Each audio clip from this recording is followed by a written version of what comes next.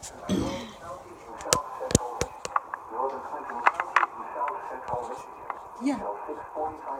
Severe thunderstorm. At 5:38 p.m. Eastern Daylight Time, a severe thunderstorm was located 9 miles south of Cotton, the city origin 12 miles west of St. John, moving northeast at 30 miles per hour. Hazard, 60 miles per hour wind gusts and quarter-size hail. Source, radar indicated.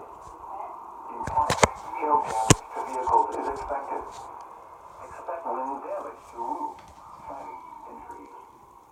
Locations impacted include St. John's, Alfie, Eureka, Fowler, Westphalia, Maple Rapids, Ashley, Palamo, Bergen, Hubbardston, Bannister. For your protection, move to an interior room on the lowest floor of a building.